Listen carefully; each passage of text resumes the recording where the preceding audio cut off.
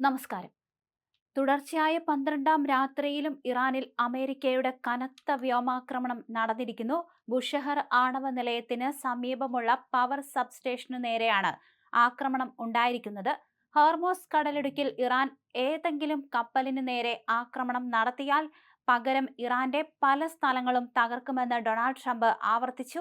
ഇതിന് പിന്നാലെയായിരുന്നു ഇത്തരത്തിൽ വലിയ രീതിയിലുള്ള ഒരു പ്രത്യാഘാതം ഇറാനുമേൽ ഏൽപ്പിച്ചിരിക്കുന്നത്.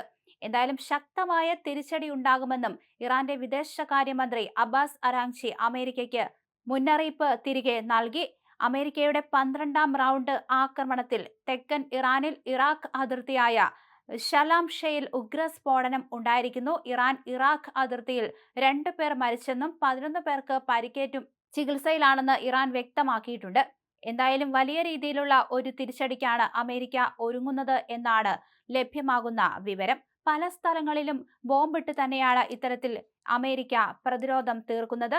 ഗൾഫിലുടനീളം ഇത്തരത്തിൽ ഇറാന്റെ വലിയ രീതിയിലുള്ള ആക്രമണങ്ങളൊക്കെ തന്നെ കഴിഞ്ഞ ദിവസം കാണാൻ സാധിച്ചു. അതുകൊണ്ട് തന്നെ വലിയ രീതിയിലുള്ള ഒരു തിരിച്ചടിയാണ് അമേരിക്ക ഇപ്പോൾ നൽകാൻ തീരുമാനിച്ചിരിക്കുന്നത്. അതേസമയം തങ്ങൾക്ക് എന്തെങ്കിലും രീതിയിൽ ഒരു പോറലേറ്റാൽ തിരിച്ചടിക്കുമെന്ന ഉറപ്പിന്മേലാണ് ഇത്തരത്തിൽ ഇറാന്റെ മുന്നോട്ടുള്ള പോക്കും. പശ്ചിമേഷ്യൻ മേഖലയെ ആകെ പിടിച്ചുകുലുക്കി US ഇറാൻ പോരാട്ടം പുതിയ തലത്തിലേക്ക് കടന്നിരിക്കുകയാണ്.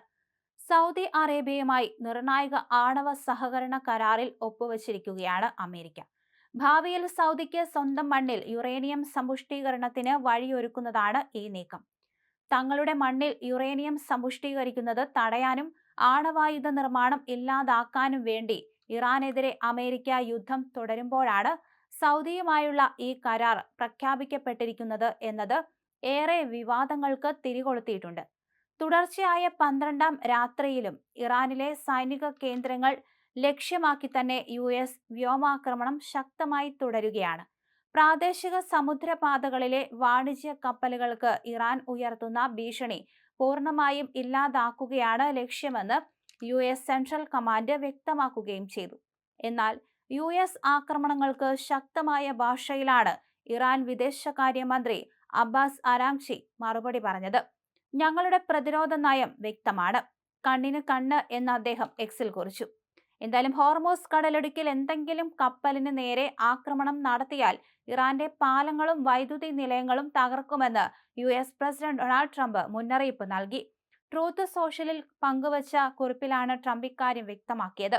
ഇനി മുതൽ ഇസ്ലാമിക് റിപ്പബ്ലിക് ഓഫ് ഇറാൻ മിസൈലോ റോക്കറ്റോ ഡ്രോണോ അല്ലെങ്കിൽ മറ്റേതെങ്കിലും ആയുധമോ ഉപകരണമോ ഉപയോഗിച്ച് ഹോർമോസ് കടലിടുക്കിലെ ഏതെങ്കിലും കപ്പലിന് നേരെ വെടിയുതിർത്താൽ തലസ്ഥാനമായ ടെഹ്റാനിലുള്ളതോ സമീപത്തുള്ളതോ ആയ ഒരു പാലമോ അല്ലെങ്കിൽ വൈദ്യുതി നിലയമോ അമേരിക്ക ബോംബിട്ട് തകർക്കും. ഇറാനെതിരെ അമേരിക്കൻ സൈന്യം തുടർച്ചയായ 11ാം രാത്രിയിലും നടത്തിയ സൈനിക നടപടികൾ പൂർത്തിയാക്കിയതിന് തൊട്ടു പിന്നാലെയാണ് ഈ മുന്നറിയിപ്പ്. ചൊവ്വാഴ്ച വൈകിട്ട് ഏകദേശം 75 മിനിറ്റോളം ഈ ആക്രമണങ്ങൾ നീണ്ടുനിന്നതായി US സെൻട്രൽ കമാൻഡ് അറിയിക്കുകയും ചെയ്തു.